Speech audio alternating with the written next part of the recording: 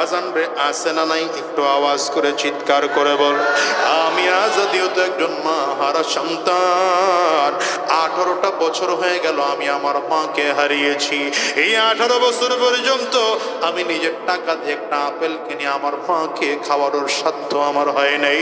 এই 18 বছর পর্যন্ত নিজের টাকা একটা কাপড় পিন কিনে মাকে দেওয়ার মতো সাধ্য আমার হয় নাই। বাজান রে এই মাহফিলটা শেষ করে বাসায় যাইবা, দরজার মধ্যে টোকা লাগাইবা, হয়তো দরজার মধ্যে টোকা দিলে তোমাদের মা দরজা খুলবে। আমি বাসায় গিয়া দরজার মধ্যে টোকা দিলে আমার মা দরজা খুলবে না। বাজান রে আজকের এই মজলিসটার মধ্যেও আমার মতো মা নাই। কার কার একটু হাতটা উঁচা করে দেখাও। কার কার ঘরে বাবা নাই হাতটা উঁচা করে একটু দেখাও। হাতগুলো তুলে রাখেন আমার যুবকেরা, দুঃখী মানুষদের চেহারাগুলোর দিকে একটু তাকিয়ে দেখুন। এই যুবক রে, মানুষগুলোর চেহারার দিকে একটু তাকাও। এতগুলো মানুষ হাত তুলেছে, এদের কারো ঘরে মা নাই, আবার কারো ঘরে বাবা নাই, কারো ঘরে আব্বা মা দুজনের কেউ নাই। এরাও বাসায় গিয়ে যখন দরজার মধ্যে টোকা লাগাবে, মা তাদের দরজা খুলবে না, বাবা তাদের দরজা খুলবে না। যুবককে তাকিয়ে দেখো, কারো চক্ষু দুইটা লাল হয়ে গেছে, কারো চোখের কোটায় পানি জমে গেছে, আবার কারো গাল বেয়ে পানিগুলো জমিনের মধ্যে পড়ে। এই মানুষগুলো আজকে জিজ্ঞাসা করো, মা না থাকা কত কষ্ট। যুবক রে, এমন একটা দিন আসবে তোমার আমার মা আর বাবার মতো তোমাকে আমাকেও জমিন থেকে বিদায় হয়ে যেতে হবে।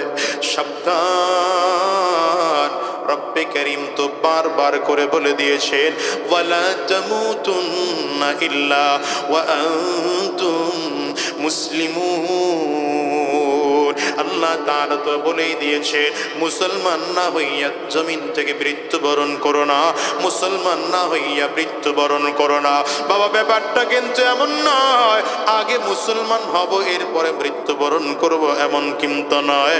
মরণ কারো হাতে না, আজরাইল পেছনে ঘুর ঘুর ঘুর ঘুর ঘুর ঘুর করে ঘুরে কোন দিন যেন মালিকের আদেশ হয় আর কোন দিন যেন আজরাইল সামনে এসে দাঁড়িয়ে যায়। এ মুসলমান শোনো, আজরাইল সামনে হাজির হয়ে যাওয়ার পর মানুষগুলো এক কদম সামনের দিকে বাড়াইতে পারবে না।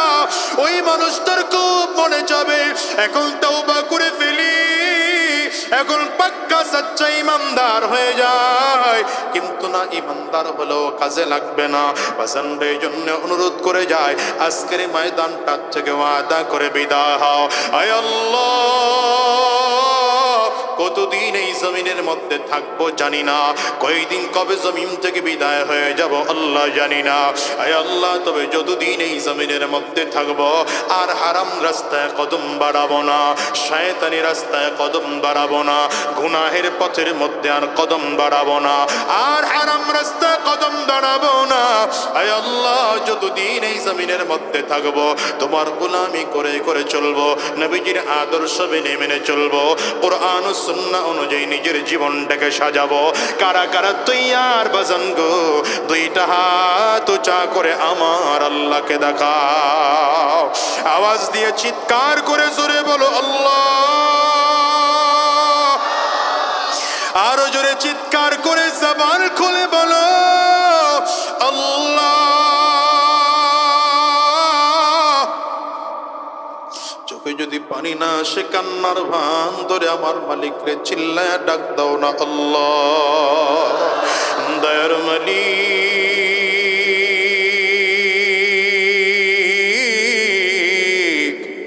দুইটা হাত উঁচু করলাম, আর হারাম রাস্তায় কদম বাড়াবো না, আর শয়তানি রাস্তায় কদম বাড়াবো না, আর গুনাহের পথে চলবো না। আল্লাহ, তুমি কবুল করে নাও, কবুল করে নাও। জবান খুলে বলো আমিন। আরো জোরে আওয়াজ দিয়ে চিল্লা বলো আল্লাহুম্মা আমিন। ইন্নাকা লা তাহদি মান আহবাবতা ওয়ালাকিন আল্লাহ ইয়াহদি মান ইয়াশা।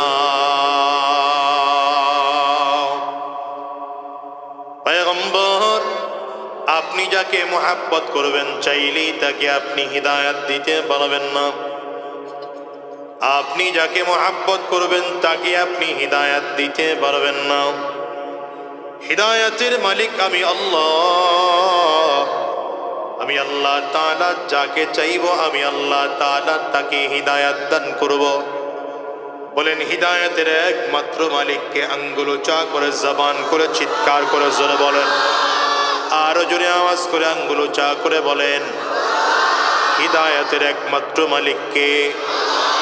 আরো জোরে বলেন কে? রব্বে কারীম বলেন পয়গম্বর আপনি আবু তালেবের মতো যাকে মোহাব্বত করবেন তাকেই চাইলে হিদায়াত দিতে পারবেন না। হিদায়াতের একমাত্র মালিক আমি আল্লাহ। আমি আল্লাহ তাআলা যাকে চাইব তাকে আমি আল্লাহ তাআলা হিদায়াত দান করব। আবু লাহাবের ক্ষেত্রেও ব্যাপারটা এমন হয়েছে। নবীজি যখন পাহাড়ের চূড়ায় উঠে গোটা মক্কাবাসীকে ডেকে বললেন, ইয়া আইয়ুহান নাস কুলু লা ইলাহা ইল্লাল্লাহ তুফলিহুন। নবীজি মক্কাবাসীকে দাওয়াত দিচ্ছেন, মক্কার মানুষেরা সবাই মিলে স্বীকার করে নাও এক আল্লাহ ব্যতীত গোটা পৃথিবীর মধ্যে আর কোনো রব নাই। এক আল্লাহ ব্যতীত আর গোটা পৃথিবীর মধ্যে কেউ ইলাহ নাই। এক আল্লাহ ব্যতীত গোটা পৃথিবীর মধ্যে আর কেউ মাবুদ নাই। এই কথা দিল থেকে স্বীকার করে নাও। যখনই আমার নবী দাওয়াত দিয়েছেন, মক্কার মানুষগুলোকে ডেকে ডেকে আমার নবী যখন দাওয়াত দিচ্ছিলেন, আবু লাহাবও সেখানে একত্রিত হয়ে গেল। আবু লাহাব নবীজির দিকে ইশারা করে বলেন, তাফসীর ইবনে কাসীরের মধ্যে এসেছে আবু লাহাব নবীজির দিকে আঙ্গুলের ইশারা করে ডেকে বলল, তাব্বাল্লাকা ইয়া মুহাম্মদ আলিহাযা জামা'তানা। এ মুহাম্মদ এই জন্যই কি আমাদেরকে ডেকেছো নাকি? যদি এই জন্যই ডেকে থাকো তুই ধ্বংস হয়ে যা। চিল্লায়ে জোরে বলেন নাউযুবিল্লাহ। আবু লাহাব নবীকে বদদুয়া দেয়। এই বদদুয়া লাগবে নি? কথা কয় না তো। আবু লাহাব রাহমাতুল লিল আলামিনকে বদদুয়া দেয়। মুসলমান বদদুয়া লাগবে তো দূরের কথা, উল্টো আল্লাহ তাআলা আয়াত নাযিল করলেন, তাব্বাত ইয়াদা আবি লাহাবিন ওয়া তাব মা আগনা আনহু মালুহু ওয়া মা কাসাব সায়াসলা নারান ذات لهب وامرأته حمالة الحطب في جيدها حبل من مسد। আল্লাহ তাআলা আয়াত নাযিল করলেন, এই আবু লাহাব আমার নবীর বিরুদ্ধে বদদুয়া করেছো, নবীজি ধ্বংস হয়ে যাক। কিন্তু আমি আল্লাহ তাআলা তোমার ব্যাপারে বললাম, তাব্বাত ইয়াদা। আবু লাহাবের শুধু আঙ্গুল নয়, আবু লাহাবের দুই হাত ধ্বংস হয়ে যাক। আবু লাহাব নিজেও ধ্বংস হয়ে যাক। আবু লাহাব যা কামাই করেছে তা ধ্বংস হয়ে যাক। এমনকি আবু লাহাবের স্ত্রীটা পর্যন্ত পরিবার সহ ধ্বংস হয়ে যাক। চিল্লায়ে জোরে বলেন আল্লাহু আকবার। বদদুয়া করেছে নবীর বিরুদ্ধে, কিন্তু বদদুয়া লাগেনি, বরং উল্টা আয়াত নাযিল হয়েছে। দুনিয়ার মুসলমানের জন্য বলি, আমার নবীকে মোহাব্বত করে নেওয়ালা গোটা পৃথিবীর মধ্যে অনেক আছে, অনেক আছে। আমার নবীকে যারা মোহাব্বত করে কিন্তু নবীদের আদর্শ মেনে নেওয়া তাদের জন্য বড় কষ্ট। আবু লাহাব নবীকে মোহাব্বত করত, আবু তালিব মদিনা নবীকে মোহাব্বত করত, আবু জাহাল নবীকে মোহাব্বত করত, কিন্তু আমার নবীকে নবী বলে তারা মেনে নেয় নাই। আমার নবীর উপরে তারা ঈমান আনতে পারে নাই, নবীজির আদর্শ মেনে নিতে পারে নাই। এই যুগেও হাজারো মানুষ খুঁজতে পাওয়া যাবে নবীকে বড় মোহাব্বত করে কিন্তু নবীর আদর্শ মেনে নিতে পারে নাই, নবীর আদর্শ মেনে মাথায় টুপি লাগাইতে পারে নাই, নবীর আদর্শ মেনে মুখের দাড়িটা লম্বা করতে পারে নাই, নবীর আদর্শ মেনে সুন্নতি পোশাক পরতে পারে নাই, নবীর আদর্শ মেনে পারিবারিক জীবন চালাতে পারে নাই, নবীর আদর্শ মেনে রাষ্ট্রীয় জীবন চালাতে পারে নাই, নবীর আদর্শ মেনে পারিবারিক জীবন চালাতে পারে নাই, নবীর আদর্শ মেনে সামাজিক জীবন চালাতে পারে নাই। ওর রাজনীতির মধ্যেও নবীর আদর্শ না। এখন এরা অনেকেই মনে করে রাজনীতির মধ্যে বুঝি মুহাম্মদুর রাসূলুল্লাহর আদর্শ নাই। কারণ দুনিয়ার সব কিছুর মধ্যে নবীর আদর্শ থাকলেও মনে হয় রাজনীতির মধ্যে নবীর আদর্শ নাই। এই জন্য এরা রাজনীতি করতে গিয়ে আব্রাহাম লিঙ্কনের আদর্শ মানে, রাজনীতি করতে গিয়ে মাও সেতুনের আদর্শ মানে, রাজনীতি করতে গিয়ে লেনিন কালমার্চের আদর্শ মানে। কথা কয় না কেন? রাজনীতি করতে গিয়া, রাজনীতি করতে গিয়ে কারো বাবার আদর্শ মানে, রাজনীতি করতে গিয়ে কারো নেতার আদর্শ মানে। একটা বারের জন্য খেয়াল করে দেখো, রাজনীতি যদি করতে হয় আমার নবীর আদর্শের রাজনীতি করব, বাকি রাজনীতি করব না। চিল্লায় কও ঠিক কিনা? কারণ রব্বে কারীম বলেছেন, রব্বে কারীম তো চমৎকার করেই বলেছেন, ও দুনিয়ার মুসলমানেরা, লাকাদ কানা লাকুম ফি রাসূলিল্লাহি উসওয়াতুন হাসানা, তোমাদের জন্য রয়েছে নবীজির মধ্যে গ্রহণ করার মতো উত্তম আদর্শ। এই জন্যই তো বলি মুসলমান, আমার নবীকে কোন দিক থেকে তুলনা করবে বলো? যেই দিক থেকে আমার নবীকে তুলনা করবে, আল্লাহর কসম সেই দিক থেকে আমার নবী শ্রেষ্ঠ আদর্শবান। যদি প্রশ্ন করো সন্তান হিসেবে আমার নবী কেমন, তবে আমি বলবো সন্তান হিসেবে আমার নবী শ্রেষ্ঠ আদর্শবান সন্তান। যদি বলো স্বামী হিসেবে আমার নবী কেমন, তবে আমি বলবো স্বামী হিসেবে আমার নবী শ্রেষ্ঠ আদর্শবান স্বামী। যদি বলো জামাই হিসেবে আমার নবী কেমন, তবে আমি বলবো জামাই হিসেবে আমার নবী শ্রেষ্ঠ আদর্শবান জামাই। যদি বলো শ্বশুর হিসেবে আমার নবী কেমন, তবে আমি বলবো রাহমাতুল লিল আলামিন শ্রেষ্ঠ আদর্শবান শ্বশুর। যদি বলো বাবা হিসেবে আমার নবী কেমন, রাহমাতুল লিল আলামিন শ্রেষ্ঠ আদর্শবান বাবা। যদি বলো নাতি হিসাবে আমার নবী কেমন, রাহমাতুল লিল আলামিন শ্রেষ্ঠ আদর্শবান নাতি। যদি বলো নানা হিসাবে আমার নবী কেমন, রাহমাতুল লিল আলামিন শ্রেষ্ঠ আদর্শবান নানা।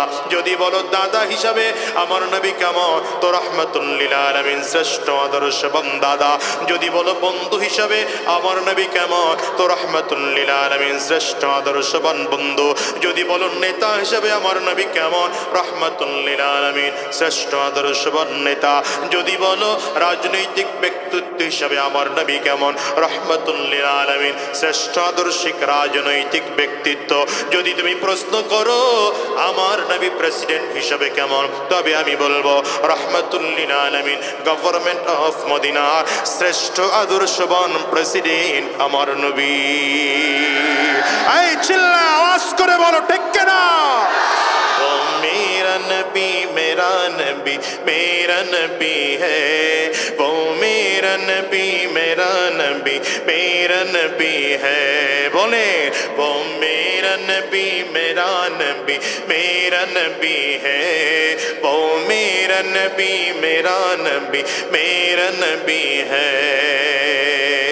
वो जिसके लिए महफिल कौनैन से जी है, फिरदौस बड़ी जिसके वसीले से बनी है।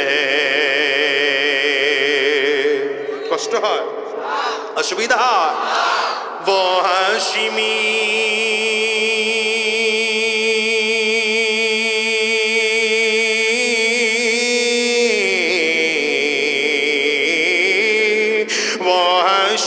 मक्की मदनी युल अरबी है, वो मेरा नबी मेरा नबी मेरा नबी है। बोलो ना, जबान खोले बोलो ना, वो मेरा नबी मेरा नबी मेरा नबी है, वो मेरा नबी मेरा नबी मेरा नबी है। अल्लाह का फरमान अलम नशरह लक सदरक मनसूब है जी से वरफ़अना लक ज़िक्रक। अल्लाहु अकबर।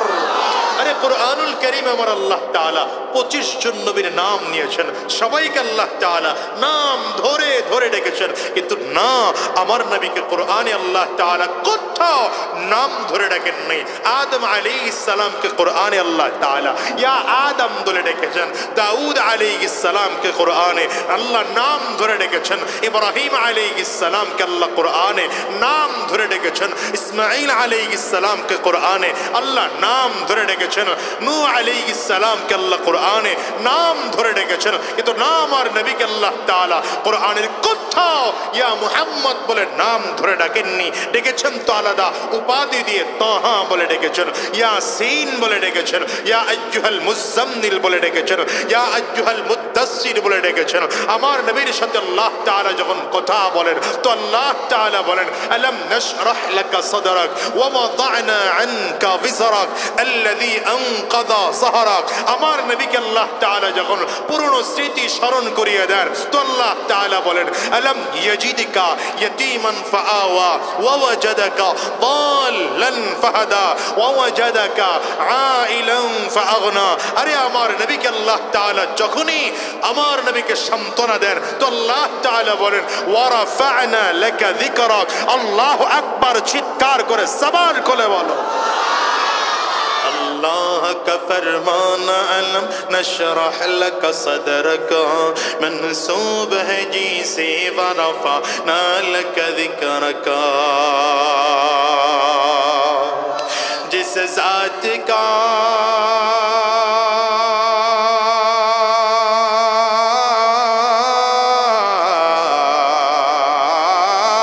जिस ज़ात का कुरान में भी ज़िक्र जली है वो मेरा नबी मेरा नबी मेरा नबी है। बोलो बोलो वो मेरा नबी मेरा नबी जोरे वो मेरा नबी मेरा नबी मेरा नबी है। এজন্য যুবক তোমাদেরকে বলে যাই শোনো, আদর্শ যদি কারো মানতে হয় নবীর আদর্শ মানব, আর কারো আদর্শ মানি না। চিল্লায় বলো ঠিক কিনা? আদর্শ মানব কার? জোরে বলো কার? দুই হাত উঁচা করে বলো কার? আরো জোরে বলো কার? তোমার নেতা আমার নেতা। এই স্লোগান দেশের মানুষ জানে না। তোমার নেতা আমার নেতা কয় না তো, সবাই কয় না তো, তোমার নেতা আমার নেতা, আমরা সবাই রাসূল সেনা। এই মিয়া ভালো করে কাশি দেন, গলা ক্লিয়ার করেন। এবার দুই হাত উঁচা করে তাকবীর হবে, তাকবীর হবে। রেডি? উঁচা করেন, দুই হাত উঁচা করেন। ডানে আর বামে তাকায় দেখেন হাত তুলে নেই কে, ধইরা তুলায় দেন। মাশাআল্লাহ। এবার হাত দুইটা উঁচু করে নারে তাকবীর, আরো জোরে নারে তাকবীর। তোমার নেতা আমার নেতা, এই জোরে চলবে না, আরো জোরে। তোমার নেতা আমার নেতা বিশ্ব নবী মুস্তাফা, আমরা সবাই রাসূল সেনা, ভয় করি না বুলেট বোমা। নারে তাকবীর, কোরআন সুন্নাহর আলো, কোরআন সুন্নাহ যেখানে, আলেম ওলামা যেখানে, সুদ ঘোষ যেখানে। ঠিক আছে নি? কথা কয় না তো? হ্যাঁ, গরমের দেখছেন কি মাত্র শুরু। আবু লাহাব নবীকে মানতো, আবু তালেব নবীকে মানতো, বড় কলিজা দিয়ে মহাব্বত করতো, কিন্তু ঈমান আনে নাই, ঈমান আনে নাই, নবীকে নবী বলে মেনে নেয় নাই। নবীদের আদর্শ আবু লাহাব গ্রহণ করে নাই, আবু তালেব গ্রহণ করে নাই। বরঞ্চ আবু তালেব আমার নবীর বিরুদ্ধে বদদোয়া করে, আবু লাহাব আমার নবীর বিরুদ্ধে বলে তাব্বাল্লাকা ইয়া মুহাম্মদ। আল্লাহ তাআলা সাথে সাথে আয়াত নাযিল করে দিলেন, তাব্বাত ইয়াদা আবি লাহাবিন ওয়া তাব্বা। আল্লাহ তাআলা আয়াত নাযিল করলেন, হে আবু লাহাব তুই ধ্বংস হয়ে যা, আমার নবী ধ্বংস হবে না। আজকেও যারা আমার নবীর আদর্শ মানতে চাও না, আর যারা বলতে চাও এই যুগে মুহাম্মদের আদর্শ দিয়ে দেশ শাসন করা যায় না, কোরআন দিয়ে দেশ শাসন করা যায় না, যারা বলতে চাও মৌলবাদীদের ক্ষমতায় আসতে দেওয়া হবে না, তাদের উদ্দেশ্য বলি তোমাদের কপালও পোড়া কপাল। ঠিক কিনা চিল্লায় কও? এই দেশে একদল কোরআনের বিরুদ্ধে বানানোর লোক আছে না নাই? আস্তে কয় করা আছে না নাই? নাই নাই, জোরে কও। এই দেশে ইসলামের বিরুদ্ধে কথা বলার লোক আছে না নাই? আমি এই জন্য ছাত্র ভাইদেরকে বলেছি, শোনো, স্বাধীনতার 53 বছর হয়ে গেল, 53 বছর পরে কেন তোমাদেরকে বৈষম্য বিরোধী আন্দোলন করা লাগলো? এর একটাই মাত্র কারণ স্বাধীনতার 53 বছরের মধ্যে যারা এদেশ শাসন করেছে, এরা কেউ কোরআন দিয়ে এদেশ শাসন করে নাই, ইসলাম দিয়ে এদেশ শাসন করে নাই। ভবিষ্যতেও যদি এই দেশে কোরআন কায়েম করা না হয়, ইসলাম কায়েম করা না হয়, এদেশ যদি কোরআন ও সুন্নাহ অনুযায়ী চালানো না হয়, তাহলে আগামীর বাংলাদেশেও বৈষম্য নির্যাতন দূর হবে না। ঠিক কিনা বলো? এই জন্য আগামীর বাংলা কোরআনের বাংলা। ঠিক কিনা? ঠিক কিনা? কত জোরে বলো ঠিক কিনা? আগামীর বাংলা ইসলামের বাংলা, আগামীর বাংলা মুসলমানদের বাংলা। এই দেশের মুসলমানদের বাংলাদেশ তৈরি করার জন্য, কোরআনের বাংলাদেশ তৈরি করার জন্য যদি তোমাদের রক্ত দেওয়ার দরকার হয়, রক্ত দিবা। যদি জীবন দিতে হয়, কারা কারা তৈয়ার আছো? দুইটা হাত উঁচা করে দেখাও।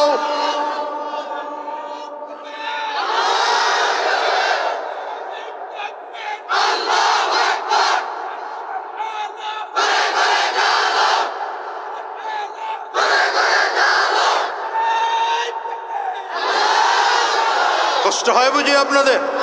অসুবিধা হয় মনে হয়? আমার ভাইয়েরা, আগামীর বাংলাদেশ কোরআনের করতে তৈয়ার নাই। আমাদের দেশের এখন কিছু লোক বলতে শুরু করেছে মৌলবাদীদের ক্ষমতায় আসতে দেওয়া হবে না। আমি বলি, শোনেন, যিনি পালিয়েছে তিনি মৌলবাদীদের বিরোধিতা করার কারণেই পালিয়েছে। সুতরাং নতুন করে এই সুর কেউ বাজাইতে যাইয়েন না, তাইলে পালানোর রাস্তাও বাংলাদেশে পাবেন না। আরে মৌলবাদ কাকে বলে বলেন তো? যে আল্লাহকে বিশ্বাস করে, যে নবী মুহাম্মদুর রাসূলুল্লাহকে বিশ্বাস করে, যে কোরআনকে বিশ্বাস করে, সেই তো মৌলবাদ। ঠিক কিনা বলো? বলেন, এখানে আল্লাহকে বিশ্বাস করেন না কে? হাত উঁচা করে বলেন। কথা কয় না তো? আছেন এখানে কেউ?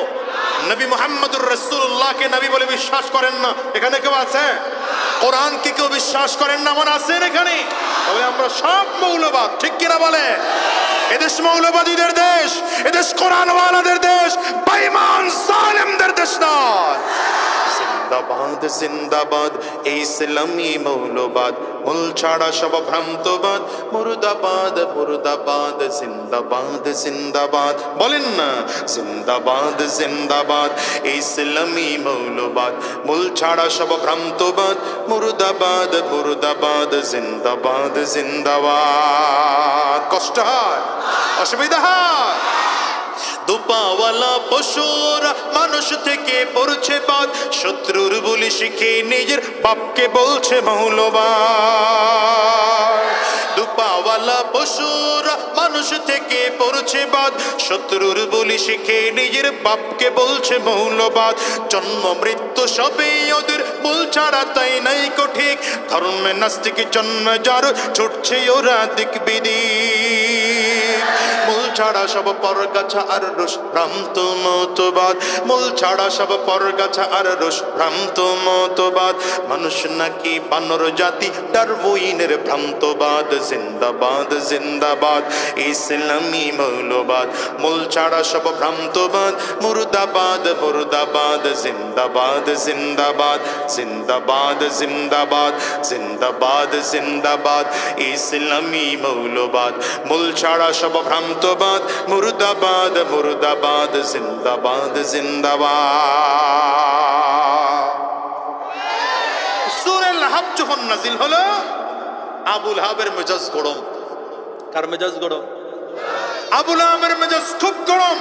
আবু লাহাব তার দুই ছেলের ডাক দিছে, একটার নাম উতবা, আরেক ছেলের নাম উতাইবা। নাম কি? যে আপনারা কথা কন না, মনোযোগ ভালো নাই। একটার নাম কি? উতবা, আরেকটার নাম উতাইবা। আশ্চর্যের ব্যাপার হলো, এই আবু লাহাবের দুই ছেলের সাথে আমার নবীর দুইটা মেয়ে বিয়ে দেওয়া ছিল। আরুস হয় নাই, বিয়ে দেওয়া ছিল। আবু লাহাবের উপরে যখন এই আয়াত নাজিল হয়েছে, আবু লাহাব তার দুই সন্তানকে ডাকছে, এই তোরা আমার বাধ্য সন্তান না অবাধ্য সন্তান? আবু লাহাবের দুই সন্তান বলে, আমরা বাধ্য সন্তান। বলে, বাধ্য সন্তান যদি হও, তাহলে দেখছ মুহাম্মদের উপরে যে তোর বাপের বিরুদ্ধে আয়াত নাজিল হইছে, মুহাম্মদের উপরে কোরআনে সূরা নাজিল হয়েছে তোদের বাবার বিরুদ্ধে, কিছু করার দরকার আছে নি রে? জিজ্ঞাসা করতেছে সন্তানদেরকে। তো সন্তান কয় হ্যাঁ কিছু করার তো দরকার, কি করব বলো? আবু লাহাব বলে করার ব্যাপার হলো 1 নম্বর, যা তোরা গিয়া মুহাম্মদরে বলবি যে 2টা মেয়ে তোদের কাছে বিয়ে দেওয়া, 1 নম্বর 2 মেয়েকে একসাথে তালাক দিয়ে আসবি। আরে নবীর মেয়ের মতো মেয়েকে পাওয়ার পরেও যারা নিজের বিবি হিসেবে ধরে রাখতে পারে না, ওদের চেয়ে কপাল পোড়া আল্লাহর জমিনে আর কেউ আছে? হ্যাঁ, এদেশের হাজারো সংসার এমন আছে নিজের বিবেকে মূল্যায়ন করতে পারে না, হাজারো এমন সংসার আছে নিজের স্বামীকে মূল্যায়ন করতে পারে না, ঠিক কিনা বলে? আর স্বামী যখন তার বিবিকে মূল্যায়ন না করে, আর স্ত্রী যখন স্বামীকে মূল্যায়ন না করে, এদেশের সংসার এই কারণে টিকে না, অধিকাংশ জায়গায় এই কারণেই টিকে না, ঠিক কিনা আওয়াজ করে বলে? এই জন্য মা বোনদেরকে বলবো স্বামীকে মূল্যায়ন করতে শিখেন, আবার আপনাদেরকে বলবো স্ত্রীকে মূল্যায়ন করতে শিখেন। মাঝে মাঝে একটু বাহির থেকে সাইজা গুইজা বউয়ের কাছে গিয়ে দাঁড়াবেন, কথা কয় না? আমাদের দেশের এমন পুরুষ বহুত পাওয়া যায়, বাইরে খুব ফিটফাট হয়ে প্যান্ট শার্ট পরে, চুলের মধ্যে কি বলে আপনার এই যে জেল না জেল, মাশাআল্লাহ বাবা রে বাবা, সব সিনে যুবকেরা চুলের মধ্যে জেল লাগিয়ে, তারপরে চুলের মধ্যে সিটি টিটি করে চিরুনি হাঁকা খুব ভালো করে চলতেছে ফিটফাট হয়ে, ঘরে আইসা এমন লডর বডল লাগাইছে শরীর থেকে আসে গন্ধ, পুরাতন লুঙ্গি পরে বউয়ের সামনে হাজির হয়। ঠিক আছে, ঠিকের পরে মনে হয় রোগী এখানে আছে। হ্যাঁ না, বউয়ের সামনে মাঝে মাঝে হ্যান্ডসাম হয়ে দাঁড়াবেন, বউয়ের সামনে সুপুরুষ হয়ে দাঁড়াবেন, বউয়ের সামনে মাঝে মাঝে ভালো পোশাক পরে দাঁড়াবেন, কথা কয় না? এটা হলো আমাদের পুরুষদের সমস্যা। আর ঘরের মহিলাদেরও সমস্যা আছে, লিপস্টিক। হ্যাঁ, বিয়ে করছেনি? যে কয় বিয়ে করছ না, গইরেই কয়নি, আল্লাহ কয়। আমার দেশের মা বোনদের অবস্থা এমন, এরা ওই ঠোঁটের মধ্যে বালিশ, কপালের মধ্যে বালিশ, গালের মধ্যে বালিশ, নাকের মধ্যে বালিশ, জিব্বার মধ্যে বালিশ, সব বালিশ ঠালিশ লাগাইয়া মার্কেটে মার্কেটে ঘুরে স্বামীর সামনে পেতনির মতো হাজির হয়। আওয়াজটা দেখছেন? আমি আমার পর্দার আড়ালের মা বোনদেরকে বলবো, স্বামীকে আকর্ষণ করার জন্য মাঝে মাঝে মেকআপ টেকআপ লাগাইয়া স্বামীর সামনে উপস্থিত হবেন। মাঝে মাঝে স্বামীকে আকর্ষণ করানোর জন্য সেজে গুজে স্বামীর সামনে দাঁড়াবেন, স্বামীর প্রশংসা করবেন, স্বামীর কাজের মূল্যায়ন করবেন, স্বামীকে কটূক্তি করে কথা বলবেন না, স্বামী বেজার হয় এমন কথা বলবেন না। দেখবেন মোহাব্বত দিন দিন দিন দিন শুধু বাড়তেই থাকবে, কমবে না, ঠিক কিনা আওয়াজ করে বলেন?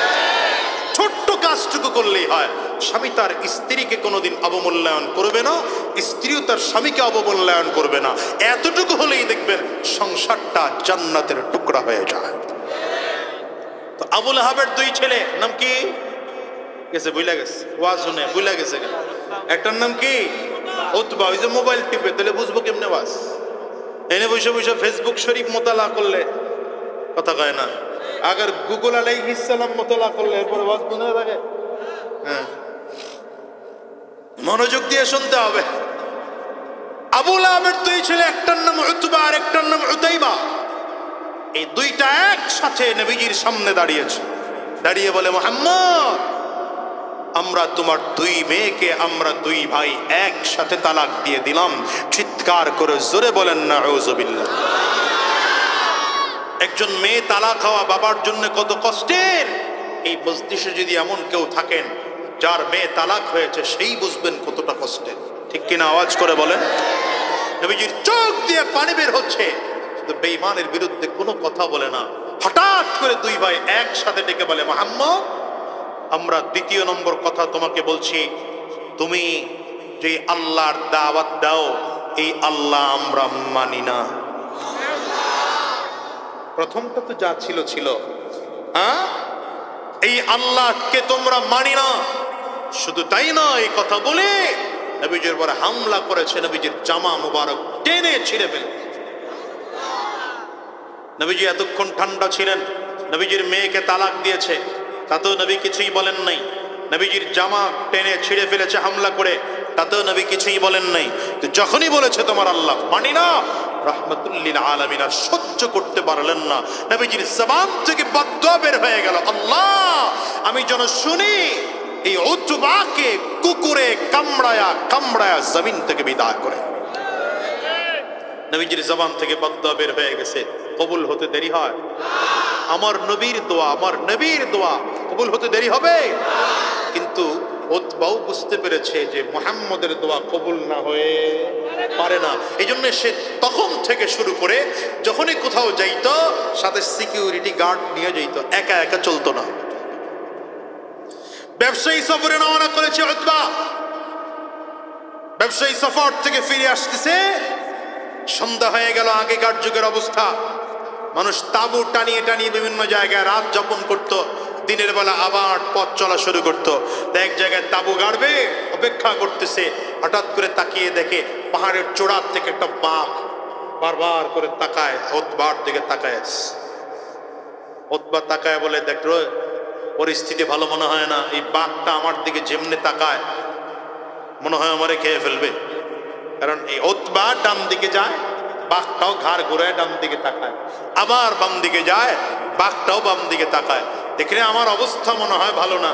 একজন দাঁড়ায়, নেতা টেনশন করেন না, মুহাম্মদ তো আপনার বিরুদ্ধে বদদুয়া করেছে, কুকুর যেন আপনারে মারে, বাঘের কথা তো কয় নেই। হায়াতুল হাইওয়ান নামক কিতাবের মধ্যে লেখে যে নবীজি কুকুর বলে আসলে বাঘের কথাই বুঝাতে চেয়েছিলেন, কারণ কুকুর আর বাঘের অভ্যাস কিছুটা কাছাকাছি। কুকুরও ছিঁড়ে ফিরে খায়, বাঘও ছিঁড়া ফিরা খায়। আল্লাহর নবী বুঝতে চাইছিলেন বাঘের কথাই, কিন্তু ঘৃণার কারণে নবীর জবান থেকে কুকুর শব্দ বের হয়েছে। উতবার বিশ্বাস মুহাম্মদের বদদুয়া এটা বিফলে যাবে না, কবুল হবে। লম্বা কথা, রাত গভীর হয়ে গেল। উতবা বলে, আজকের রাত ঘুমানো যাবে না রে। লোকজন বলে, আপনি আমাদের নেতার ছেলে, আপনি ঘুমাবেন না, এটা হয় নাকি? আপনি ঘুমান, আমরা পাহারার ব্যবস্থা করতেছি। 4 জন পাহারাদার দিয়েছে চারিটা দিক। বুঝেননি কথা? আর উতবারে কোথায় নিয়ে শোইল? যে কাপড়গুলো নিয়ে যাচ্ছিল ব্যবসায়িক সফরে, কাপড়ের বস্তাগুলো একটার উপর আরেকটা, একটার উপর আরেকটা, আরেকটার উপর আরেকটা দিয়ে টাল করেছে। টাল করে উপরের দিকে নিয়ে উতবারে শোয়াইছে। তাদের মনের চিন্তা চেতনা, আমরা রাতের বেলায় পাহারা দেব, বাঘ আর আমাদের কাছে আসবে না। যদি আসেও, বাঘের অভ্যাস হলো আগে যারে পায় তারই খায়, তো বাঘ তো আর আমাদের এই উতবারে পাবেও না আর খাবেও না। আস্তে আস্তে করে রাত গভীর হচ্ছে, পাহারাদার যে 4 জন ঘুমিয়ে পড়ছে। রব্বে কারীমের কুদরত, পাহাড় চূড়ার থেকে নেমে আসছে। বাঘ আইসা এক একজনের শরীরের সাথে নাক লাগায় ঘেরান নেয়, ঘেরান নেয় আর কয় না এটা না, আবার ঘেরান নেয় এটা না, আবার ঘেরান নেয় এটা না। এক এক করে করে করে এমন সব ঘেরান নিচ্ছে, কারোটাই পছন্দ হয় না বাঘের। হঠাৎ করে ডানে আর বামে তাকায়া উপরের দিকে নজর করে দেখে, আরে বড়টাই তো উপরে। মানে আল্লাহ তাআলা উতবার শরীরের ঘ্রাণটা বাঘের নাকে লাগিয়ে দিয়েছে। তার মানে আল্লাহ বুঝাইতে চাইছেন, এই ঘেরানওয়ালা লোক যেখানেই পাবে ওখানে জমিন থেকে বিদায় করে দিবে। বাঘ এইবার উপরের দিকে উঠছে, কেউ যেন টের না পায়। ওখান থেকে লাফ দিয়ে উপরে উঠা আল্লাহর কাছে বাঘ দোয়া করতে শুরু করেছে, আল্লাহ আমার গ্যারাসটা তো ছোট, যদি আমি ওরে হাত ধরে টান দেই, উতবা চিৎকার করবে, তো চিৎকার করলে তো দেখা যাবে যে আমি ওরে মারার জিনিসটা ক্লিয়ার করতে পারবো না। পা ধরে টান দিলে, আমি চিৎকার করলে মৃত্যু নিশ্চিত করতে পারবো না। বাঘ ওখানে দাঁড়ায় আল্লাহর কাছে দোয়া করতে শুরু করেছে, আল্লাহ তোমার নবীর দুশমনকে জমিন থেকে বিদায় করে দিতে চাই। হাত ধরে টান দিলেও তো, হাত ধরে টান দিলে মৃত্যু নিশ্চিত করতে পারবো না, পা ধরে টান দিলেও মৃত্যু নিশ্চিত করতে পারবো না। আমার ক্রাশটা মুখের বড় করে দাও, এক ক্রাশ দিয়ে উতবার পুরো মুখটা ভেতরের মধ্যে নিয়ে যাব, গলার মধ্যে দাঁত ঢুকায় চাপ লাগাইব, যেন উতবা চিৎকারটুকু পর্যন্ত দিতে না পারে। রব্বে করিম তো বাঘের কথা শুনে ফেলেছেন। এইবার বাঘ বড় গ্রাস করেছে, উতবার পুরো চেহারাটা মুখের মধ্যে নিয়ে গলার মধ্যে দাঁত ঢুকিয়ে চাপ দিল। উতবাকে মৃত্যু নিশ্চিত করে লাশ টেনে টেনে টেনে নিয়ে পাহাড়ের চূড়ায় চলে গেল। এবার পাহাড়ের চূড়ায় নিয়ে হাত আলাদা করেছে, পা আলাদা করেছে, অঙ্গ প্রত্যঙ্গকে আলাদা আলাদা করেছে, পেটের থেকে নারী বুড়িগুলো বের কইরা কলিজাটারে চাবাইয়া চাবাইয়া সবগুলো আলাদা আলাদা করেছে। তার মানে গোটা পৃথিবীর মানুষরে বুঝাইতে চায় আমি যদিও জঙ্গলার বাঘ, কিন্তু নবীর ইজ্জতের উপরে যে আঘাত করে, নবীকে যারা সহ্য করতে পারে না, আমি ওদের বিরোধিতা করলাম, আমি ওদেরকে দুনিয়ায় জীবিত রাখতে চাই না। বাঘ যদিও উতবার গোশত খায় না, কিন্তু আলাদা আলাদা করে রেখেছে। এই জন্য বাঘ বুঝাইতে চায় পরের দিন সকালবেলা তোরা উঠবি, উঠে যখন দেখবি নবীর দুশমনকে জমিন থেকে বিদায় করে দিয়েছি, আর তোরা যে আফসোস করে আহ বলে চিৎকার দিবি, আমি বাঘ তখন সান্ত্বনা পাবো। হ্যাঁ, দুনিয়ার মুসলমানেরা ভালো করে বলা যায়, শোনো, এই দুনিয়ার মানুষ সব মানতে তৈয়ার, আল্লাহকেও আল্লাহ মানে এই যুগের মুসলমানেরা, কিন্তু আল্লাহর বিধান মনে প্রাণে মেনে নিতে তৈয়ার হয় না। নবীকেও মেনে নেয়, কিন্তু নবীর আদর্শ এই দুনিয়ার মুসলমান মানতে চায় না। অনুরোধ করে যাই রে মুসলমান, আল্লাহকে তখনই মানা হবে যখন আল্লাহর বিধানকে মানবা, নবীকে তখনই মানা হবে যখন নবীর আদর্শ মেনে নিবা। এই জন্যে তোমার আমার আজকের এই ময়দান থেকে ওয়াদা করে বিদায় হওয়া দরকার। পারিবারিক জীবন থেকে আরম্ভ করে রাষ্ট্রীয় জীবন পর্যন্ত সিরত সুরত লিবাস পোশাক আচার ব্যবহার কথাবার্তা লেনদেন সব জায়গায় নবীর আদর্শ ছাড়া, কোরআনের আদর্শ ছাড়া এক কদম সামনের দিকে বাড়াবো না। আওয়াজ করে কাও, আওয়াজ করে কাও, এ দুনিয়ার যুবক বলো, কয়দিন এই দুনিয়ার জমিনে থাকবা? আজ আছে আগামী কালকে দুনিয়া থাকবো এমন কোনো গ্যারান্টি নাই, বরঞ্চ এই দুনিয়া আসার সিরিয়াল আছে, বাজারে যাওয়ার কিন্তু কোনো সিরিয়াল নাই। ঠিক না বেটিক? আওয়াজ করে বলো। এই দুনিয়া, আমি তো প্রায় বলি, এই দুনিয়া আগে দাদা আসে, তারপরে বাবা আসে, তারপরে সন্তান আসে। যাওয়ার সময় আজকের ময়দানটার দিকে তাকাও, কত মানুষজন এই ময়দানটার মধ্যে আছে, ঘরে মা নাই, ঘরে বাবা নাই, বাজান রে আছে না নাই? একটু আওয়াজ করে চিৎকার করে বল। আমি আজ যদিও তো একজন মা হারা সন্তান, 18টা বছর হয়ে গেল আমি আমার মাকে হারিয়েছি। এই 18 বছর পর্যন্ত আমি নিজের টাকা দিয়ে একটা আপেল কিনে আমার মাকে খাওয়ানোর সাধ্য আমার হয় নাই। এই 18 বছর পর্যন্ত নিজের টাকা একটা কাপড় পিন কিনে মাকে দেওয়ার মতো সাধ্য আমার হয় নাই। বাজান রে, এই মাহফিলটা শেষ করে বাসায় যাইবা, দরজার মধ্যে টোকা লাগাইবা, হয়তো দরজার মধ্যে টোকা দিলে তোমাদের মা দরজা খুলবে, আমি বাসায় গিয়া দরজার মধ্যে টোকা দিলে আমার মা দরজা খুলবে না। বাজান রে, আজকের এই মজলিসটার মধ্যেও আমার মতো মা নাই। কার কার একটু হাতটা উঁচা করে দেখাও। কার কার ঘরে বাবা নাই? হাতটা উঁচা করে একটু দেখাও। হাতগুলো তুলে রাখেন আমার যুবকেরা, দুঃখী মানুষদের চেহারাগুলোর দিকে একটু তাকিয়ে দেখুন। এই যুবক রে, মানুষগুলোর চেহারার দিকে একটু তাকাও। এতগুলো মানুষ হাত তুলেছে, এদের কারো ঘরে মা নাই, আবার কারো ঘরে বাবা নাই, কারো ঘরে আব্বা মা দুজনের কেউ নাই। এরাও বাসায় গিয়ে যখন দরজার মধ্যে টোকা লাগাবে, মা তাদের দরজা খুলবে না, বাবা তাদের দরজা খুলবে না। যুবককে তাকিয়ে দেখো, কারো চক্ষু দুইটা লাল হয়ে গেছে, কারো চোখের কোটায় পানি জমে গেছে, আবার কারো গাল বেয়ে পানিগুলো জমিনের মধ্যে পড়ে। এই মানুষগুলো আজকে জিজ্ঞাসা করো, মা না থাকা কত কষ্ট। যুবক রে, এমন একটা দিন আসবে তোমার আমার মা আর বাবার মতো তোমাকে আমাকেও জমিন থেকে বিদায় হয়ে যেতে হবে। সাবধান, রব্বে করিম তো বারবার করে বলে দিয়েছেন, ওয়ালা তামুতুন্না ইল্লা ওয়া আনতুম মুসলিমুন। আল্লাহ তাআলা তো বলেই দিয়েছে, মুসলমান না হইয়া জমিন থেকে মৃত্যুবরণ করো না, মুসলমান না হইয়া মৃত্যুবরণ করো না। বাবা ব্যাপারটা কিন্তু এমন নয় আগে মুসলমান হব এরপরে মৃত্যুবরণ করব, এমন কিন্তু নয়। মরণ কারো হাতে না, আজরাইল পেছনে ঘুর ঘুর ঘুর ঘুর ঘুর ঘুর করে ঘুরে কোন দিন যেন মালিকের আদেশ হয় আর কোন দিন যেন আজরাইল সামনে এসে দাঁড়িয়ে যায়। এ মুসলমান শোনো, আজরাইল সামনে হাজির হয়ে যাওয়ার পর মানুষগুলো এক কদম সামনের দিকে বাড়াইতে পারবে না। ওই মানুষটার খুব মনে যাবে এখন তওবা করে ফেলি, এখন পাক্কা সচ্চা ইমানদার হয়ে যায়, কিন্তু না ইমানদার হলেও কাজে লাগবে না। বাজানদের জন্য অনুরোধ করে যায় আজকের ময়দানটার থেকে ওয়াদা করে বিদায় হও। আয় আল্লাহ, কতদিন এই জমিনের মধ্যে থাকবো জানি না, কয়দিন কবে জমিন থেকে বিদায় হয়ে যাব আল্লাহ জানি না। আয় আল্লাহ, তবে যতদিন এই জমিনের মধ্যে থাকবো আর হারাম রাস্তায় কদম বাড়াবো না, শয়তানি রাস্তায় কদম বাড়াবো না, গুনাহের পথের মধ্যে আর কদম বাড়াবো না, আর হারাম রাস্তায় কদম দাঁড়াবো না। আয় আল্লাহ, যতদিন এই জমিনের মধ্যে থাকবো তোমার গোলামি করে করে চলবো, নবীজির আদর্শ মেনে মেনে চলবো, কোরআন ও সুন্নাহ অনুযায়ী নিজের জীবনটাকে সাজাবো। কারা কারা তৈয়ার বাজান গো? দুইটা হাত উঁচা করে আমার আল্লাহকে দেখাও, আওয়াজ দিয়ে চিৎকার করে জোরে বলো আল্লাহ।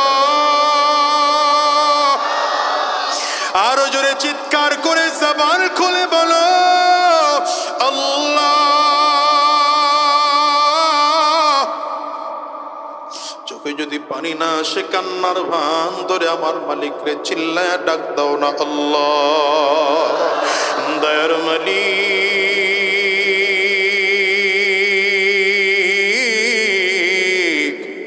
দুইটা হাত উঁচু করলাম আর হারাম রাস্তায় কদম বাড়াবো না, আর শয়তানি রাস্তায় কদম বাড়াবো না, আর গুনাহের পথে চলবো না। আল্লাহ তুমি কবুল করে নাও, কবুল করে নাও। জবান খুলে বলো আমিন। আরো জোরে আওয়াজ দিয়ে চিল্লা বলো আল্লাহুম্মা আমিন। আজকের ময়দানটার দিকে তাকাও, কত মানুষ জন এই ময়দানটার মধ্যে আছে, ঘরে মা নাই, ঘরে বাবা নাই, বাজান রে আছে না নাই? একটু আওয়াজ করে চিৎকার করে বল। আমি যদিও তো একজন মা হারা সন্তান, 18টা বছর হয়ে গেল আমি আমার মাকে হারিয়েছি। এই 18 বছর পর্যন্ত আমি নিজের টাকা দিয়ে একটা আপেল কিনে আমার মাকে খাওয়ানোর সাধ্য আমার হয় নাই। এই 18 বছর পর্যন্ত নিজের টাকা একটা কাপড় পিন কিনে মাকে দেওয়ার মতো সাধ্য আমার হয় নাই। বাজান রে, এই মাহফিলটা শেষ করে বাসায় যাইবা, দরজার মধ্যে টোকা লাগাইবা, হয়তো দরজার মধ্যে টোকা দিলে তোমাদের মা দরজা খুলবে, আমি বাসায় গিয়া দরজার মধ্যে টোকা দিলে আমার মা দরজা খুলবে না। বাজান রে, আজকের এই মজলিসটার মধ্যেও আমার মতো মা নাই। কার কার একটু হাতটা উঁচা করে দেখাও। কার কার ঘরে বাবা নাই? হাতটা উঁচা করে একটু দেখাও। হাতগুলো তুলে রাখেন আমার যুবকেরা, দুঃখী মানুষদের চেহারাগুলোর দিকে একটু তাকিয়ে দেখুন। এ যুবক রে, মানুষগুলোর চেহারার দিকে একটু তাকাও। এতগুলো মানুষ হাত তুলেছে, এদের কারো ঘরে মা নাই, আবার কারো ঘরে বাবা নাই, কারো ঘরে আব্বা মা দুইজনের কেউ নাই। এরাও বাসায় গিয়ে যখন দরজার মধ্যে টোকা লাগাবে, মা তাদের দরজা খুলবে না, বাবা তাদের দরজা খুলবে না। যুবককে তাকিয়ে দেখো, কারো চক্ষু দুইটা লাল হয়ে গেছে, কারো চোখের কোটায় পানি জমে গেছে, আবার কারো গাল বেয়ে পানিগুলো জমিনের মধ্যে পড়ে। এই মানুষগুলো আজকে জিজ্ঞাসা করো, মা না থাকা কত কষ্ট।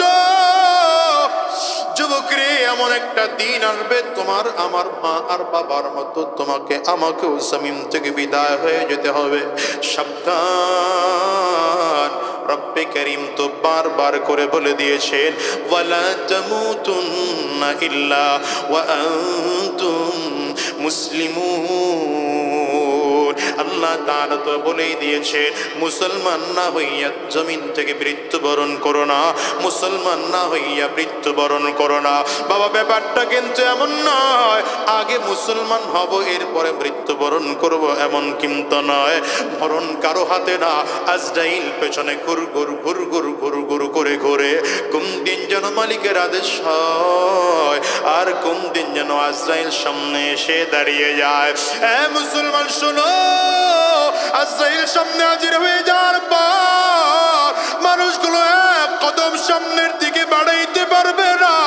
ওই মানুষটার খুব মনে যাবে এখন তওবা করে ফেলি, এখন পাক্কা সচ্চা ইমানদার হয়ে যায়, কিন্তু না, ইমানদার হলেও কাজে লাগবে না। বাজানরে জন্য অনুরোধ করে যায় আজকের ময়দানটা থেকে ওয়াদা করে বিদায় হও। আয় আল্লাহ, কতদিন এই জমিনের মধ্যে থাকবো জানি না, কয়দিন কবে জমিন থেকে বিদায় হয়ে যাব আল্লাহ জানি না। আয় আল্লাহ, তবে যতদিন এই জমিনের মধ্যে থাকবো আর হারাম রাস্তায় কদম বাড়াবো না, শয়তানি রাস্তায় কদম বাড়াবো না, গুনাহের পথের মধ্যে আর কদম বাড়াবো না, আর হারাম রাস্তায় কদম বাড়াবো না।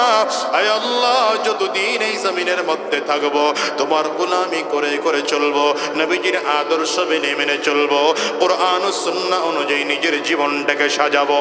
কারা কারা তৈয়ার বাজান গো?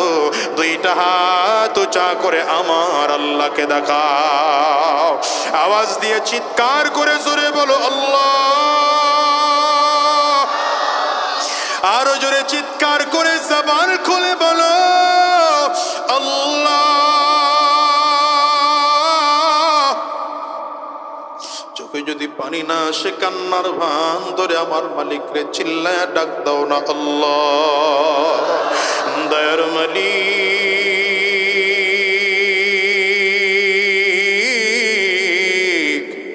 দুইটা হাত উঁচু করলাম আর হারাম রাস্তায় কদম বাড়াবো না, আর শয়তানি রাস্তায় কদম বাড়াবো না, আর গুনাহের পথে চলবো না।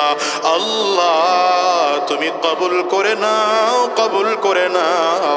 জবান খুলে বলো আমিন। আরো জোরে আওয়াজ দিয়ে চিল্লা বলো আল্লাহুম্মা আমিন।